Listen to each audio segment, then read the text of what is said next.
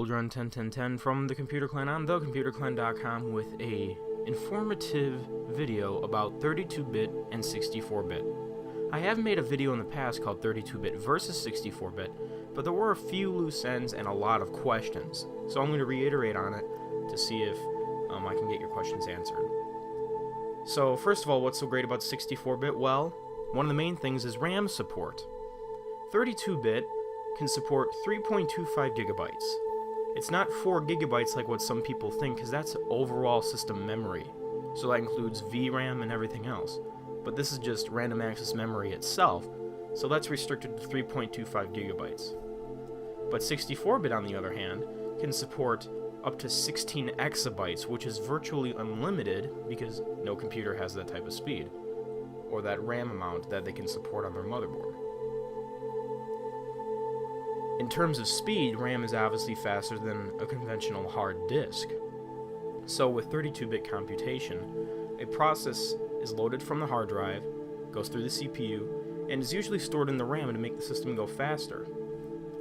But 32-bit cannot hold as many processes in the RAM, so this process of being taken from the disk, processing, going into the RAM is repeated and creates slow speeds, makes the system go slower.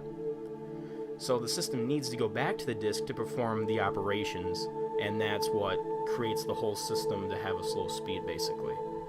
But 64-bit, on the other hand, can store more processes in the memory and do scientific computation faster, so boost system performance. It can also, like mentioned earlier, support more RAM, so that's another thing that can help it store more processes in the memory instead of having to go back to the slower hard disk. So that's another thing that really makes 64-bit really fast. So 64-bit operating system or 64-bit applications can really take advantage of this, whereas 32-bit apps are still kind of sluggish. 32-bit apps can still be good and fast, but nowhere near as fast as 64-bit. Upgrading. If you have basically a 2006 Mac or above, they have the Intel Core 2 Duo processors, and Mac OS X runs 32 and 64-bit. So if you have one of those or above, you are already at 64-bit if you did not know that. If you are at a previous model and you want to upgrade, just get a more modern computer that was made by Apple after 2006. And I recommend having the most recent version of the operating system. At the time of this video is Mac OS 10.6.4. And for those of you who aren't good with version numbers, that's Snow Leopard. So you don't need to really worry about that, since Apple has had that 64-bit computation in their computers for the past 5 years or so.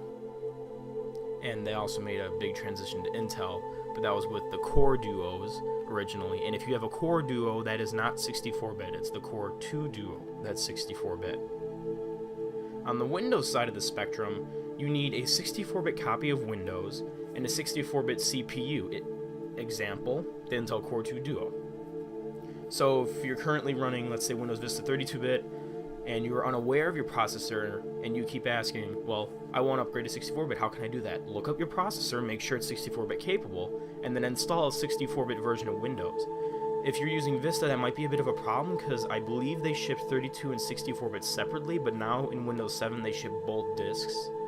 So if you have a Windows 7 box, you will most likely have both disks in there.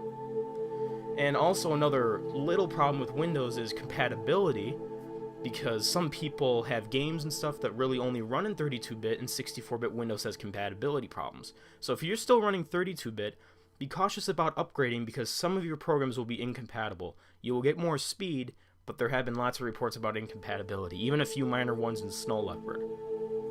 So just make sure you know what you're doing, because 64-bit, only 64-bit operating systems can have problems, but Mac OS X runs 32 and 64-bit basically seamlessly.